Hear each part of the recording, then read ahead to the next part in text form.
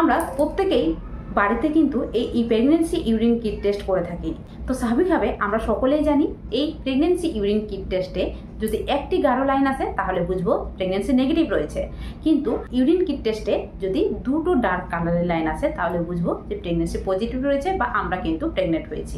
এই pregnancy urine kit টেস্টে অনেকের সেক্ষেত্রে দেখা যায় যে একটি গাঢ় লাইন এবং একটি কিন্তু হালকা লাইন এসে, তো এই সময় কিন্তু এক ধরনের টেনশন দেখা যায়। এই হালকা লাইনের কারণ কি?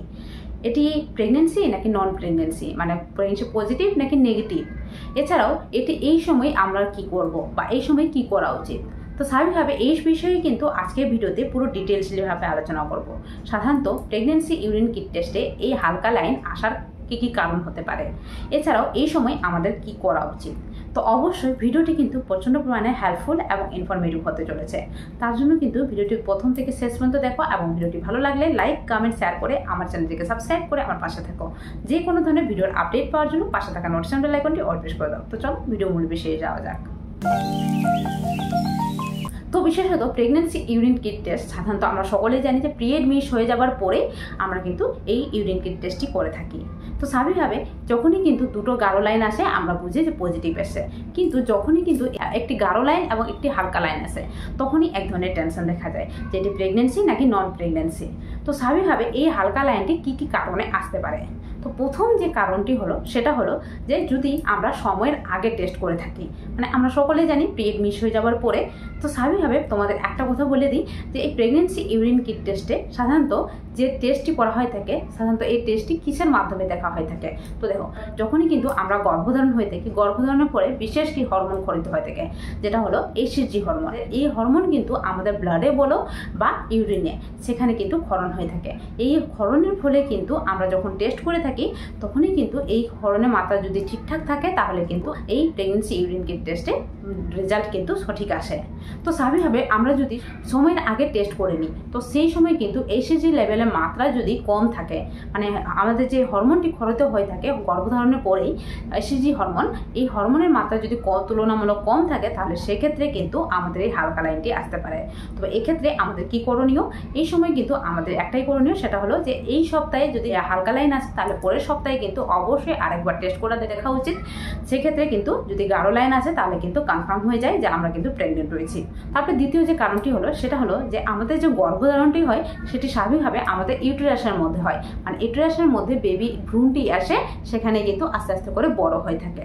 তো স্বাভাবিকভাবে এই ইমপ্লান্টেশন বা এই ভ্রূণটি যদি ইউটেরাসের জায়গা বাদ দিয়ে যদি অন্য কোনো জায়গায় হয়ে থাকে, মানে আমাদের যে নালীপথ রয়েছে, মানে ফ্যালোপিয়ান টিউব, এছাড়াও যে আমাদের যেখান থেকে কিন্তু ডিম্বাণুকরণ হয়ে থাকে সেই জায়গাটিতে হয়ে থাকে, তাহলে সেক্ষেত্রে কিন্তু সেখানে বেবি ঠিকঠাকভাবে গ্রো করতে পারে না। এটিকে বলা হয়ে থাকে এক্সট্রা ইউটেরাইন ফেটাস, মানে ইউটেরাস বাদ দিয়ে অন্য কোনো জায়গায় হয়েছে। তাহলে সেক্ষেত্রে কিন্তু আমাদের HCG লেভেলের মাত্রাটি রয়েছে সেটি কিন্তু তুলনামূলকভাবে কম ক্ষরণ হয়ে থাকে। তো এক্ষেত্রেও কিন্তু ঠিক সময়ে আমরা টেস্ট করার পরেও কিন্তু আমরা দেখতে পাই যে হালকা লাইন এসছে, তাহলে অবশ্যই এই সময় কিন্তু আমাদের যেটা করণীয় সেটা হলো যে আমাদের ডাক্তারবাবুর সঙ্গে যোগাযোগ করা উচিত, এবং এই সময় ডাক্তারবাবুরা আল্ট্রাসাউন্ডের মাধ্যমে বুঝে থাকেন যে এটি অ্যাক্টোপিক প্রেগনেন্সি রয়েছে নাকি নন অ্যাক্টোপিক প্রেগনেন্সি রয়েছে, আর প্রেগনেন্সিটি ঠিকঠাক রয়েছে কিনা। তো এক্ষেত্রেও কিন্তু খুব সহজে বোঝা যায়। তারপরে তৃতীয় যে কারণটি হলো সেটা হলো যে আমরা প্রেগনেন্ট হয়েছি, কিন্তু প্রেগনেন্সি কিন্তু যে সময় আমরা টেস্ট করেছি তার আগেই কিন্তু যে বেবিটি রয়েছে সেটি কিন্তু অ্যাবর্শন হয়ে গেছে, মানে আমাদের কোনো রকম ব্লিডিং হয়নি, অথচ যে বেবিটি ছিল সেই বেবিটি কিন্তু আর গ্রোথও হচ্ছে না, গ্রোথ থেমে গেছে, এবং তার ফলে কিন্তু আমাদের যে HCG হরমোনের ক্ষরণ কিন্তু সেটিও থেমে গেছে। তো স্বাভাবিকভাবে এই সময় কিন্তু হালকা লাইন আসবে ঠিকই, কিন্তু প্রেগনেন্সি কিন্তু নয়। তো এক্ষেত্রে কিন্তু এটি কনফার্ম করার জন্য অবশ্যই ডাক্তারবাবুর কাছে যেতে হবে, কারণ এটি প্রেগনেন্সি ছিল কিন্তু এক্ষেত্রে কিন্তু প্রেগনেন্সি অ্যাবর্শন হয়ে গেছে। এক্ষেত্রে ব্লাড ক্ষরণও হয়নি, হতে পারে কিছুদিন পরে ব্লাড ক্ষরণ হতে পারে, তবে এক্ষেত্রে কিন্তু অ্যাবর্শন হয়ে গেছে, সেক্ষেত্রেও কিন্তু হালকা লাইন আসতে পারে। আরেকটি যেটি কারণ হলো সেটা হলো যে প্রেগনেন্সি ইউরিন কিট টেস্ট অনেক সময় দেখা যায় যে এক্সপায়ারি থাকে। তো অবশ্যই এই সময় কিন্তু হালকা লাইন আসতে পারে বা ভুল আসতে পারে, আরেকটি যেটি কারণ হলো সেটা হলো যে আমরা সাধারণত প্রেগনেন্সি ইউরিন কিট টেস্টের একটা লেবেলিং করা থাকে, মানে আমরা সকলেই জানি যে একটা ইউরিন কিট টেস্ট করার সময় 3 থেকে 5 মিনিট ওয়েট করতে হয়, মানে ইউরিন ঢেলে নেওয়ার পরে 3 থেকে 5 মিনিট সাধারণত ওয়েট করতে হয়। কিন্তু অনেকেই ক্ষেত্রে দেখা যায় যে এই ইউরিন কিট টেস্ট ইউরিন দিয়ে দেওয়ার পরে কিন্তু অনেক সময় ওয়েট করে না, মানে 10 থেকে 15 মিনিট বা আধ ঘন্টা এমনটা হয়ে যায়। তাহলে সেক্ষেত্রে দেখা যায় যে অ্যাবজর্বেন্ট ক্ষমতাটা সেটা কিন্তু অনেকটাই শুষে নেয়। তো স্বাভাবিকভাবে এই লাইনটিও কিন্তু হালকা কালারে আসতে পারে। তো অবশ্যই আরেকটি ইউরিন কিট টেস্ট করে এবং সময়ের মধ্যে দেখে নিতে পারো, অথবা যে কোনো টেস্ট করার সময় যে লেবেলিংটা দেওয়া থাকে, মানে বিভিন্ন ধরনের কিটে কিন্তু বিভিন্ন ধরনের লেবেলিং লেখা থাকে, কারো ক্ষেত্রে 3 মিনিট, কারো ক্ষেত্রে 5 মিনিট লেখা থাকে। তো অবশ্যই দেখে নিয়ে কিন্তু টেস্ট করো, তাহলে সেক্ষেত্রে কিন্তু যেটা বলবো যে অ্যাকুরেট রেজাল্টটি যেটা রয়েছে সেটা কিন্তু বুঝতে পারবে। এছাড়াও আরেকটি যেটি কারণ হলো সেটা হলো আমরা সকলেই জানি যে প্রেগনেন্সি সাধারণত আমরা ভোরবেলার ইউরিনে, যেখানে কিন্তু এসএসজি লেভেলের মাত্রা বেশি থাকে, এই ইউরিনটি নিয়েই কিন্তু আমরা টেস্ট করে থাকি।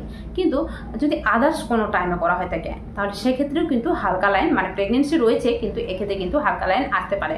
মানে এর কারণ হলো যে আমরা দুপুরের দিকে বা অন্য কোনো টাইমে কিন্তু আমরা জল খাই, বিভিন্ন ধরনের জিনিস খাই, সেক্ষেত্রে কিন্তু ইউরিন আমরা পাস করি। তো স্বাভাবিকভাবে এই সময় কিন্তু ইউরিনের মধ্যে যে এসএসজি লেভেলের মাত্রাটি রয়েছে সেটি কিন্তু তুলনামূলক কম থাকে।